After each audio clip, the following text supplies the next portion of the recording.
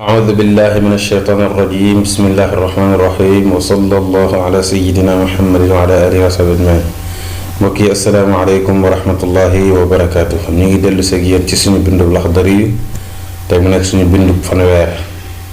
ngeen ci ànd seen mbokk taalibi Cheikh Omar Niang leen ñaan ngeen continuer di abonné ak di partager. mbokk yi ginnaaw bi nga xamee ne borom téere bi leeral na ñetti façon jigéen yi nga xamee ne ni ñoo am ci lu aju ci mbaax muy règle mu ñëw tey am yu muy leeral mu ne fa inin qataa bu doggantee addamu deret ji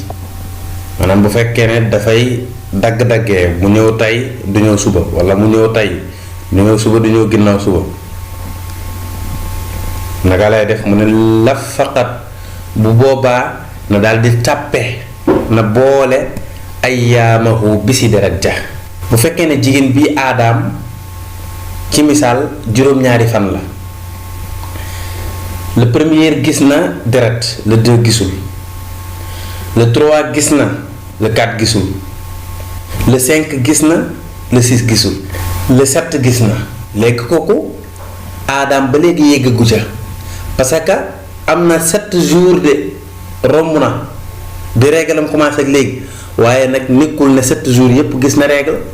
kon jours yi gisul règle du ko compter xataa tukmila ba muy matale aadataha aadaam.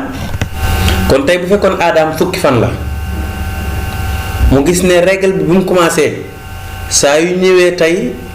bu subaa du ñëw loolu diire fukki fan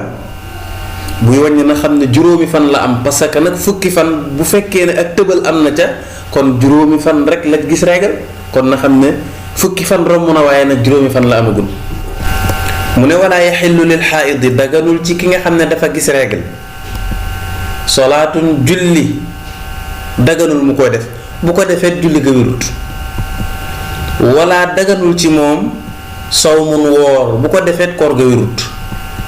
wala tawaafun wër kaaba gi daganul ci moom wala massu mushafin laal kaamilu alxuraan daganul ci moom wala duxulu masjidin dugg jàkka daganul ci moom doonte sax jàkka ji ci biir këram la nekk daganul mu dugg ci. wa alayha war na jigéen ki nga xam ne nag dafa gisoon règle qadaa'u sawmi mu fay koor ya duuna salaati walis julli ya maanaam julli ya nag du leen fay li tax bu gisee règle ci jamonoy koor tey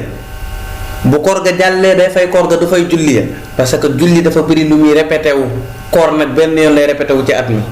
ñu ne loolu illa la ci am ñu ne illa ji mooy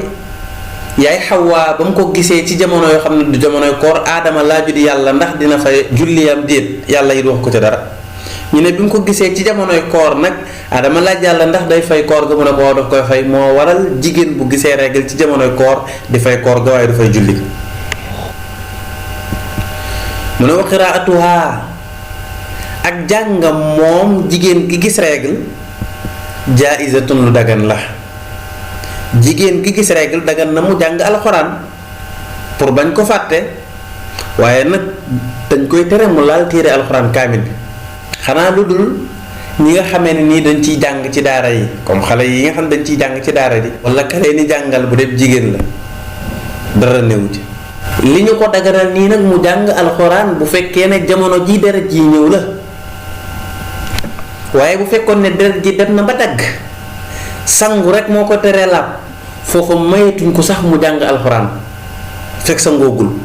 parce que fi mu ne nii moom mën naa dindi sobe si nekk ci moom am na kàttan dindi ko mooy bu demee sangu ji mu deñ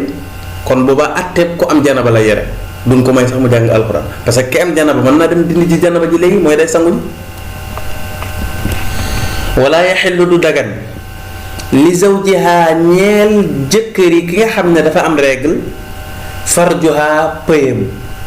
daganul muy joteeg moom ci pëyam wala daganul ci jëkkëram maa bayna surratiha li nga xam ne moom moo nekk ci diggante jumba xub soxnaam soosu wa rukbatayha ak ñaari óomam yooyu xatta taghtasila boobaa muy sangu même bu fekkee deret ji dagg na sax fekk sangoogul daganul ci jëkkëram muy joteeg moom ci pëyam wala ci diggante jumba xam ak ñaari bëti omo. waaye nag jotee lañ ci tere, leneen lu dul jotee nag dagan na. bu ko defee mbokk yi fii la ñu yem ak yéen. wassalaamu aleykum wa rahmatullahi wa barakaatu.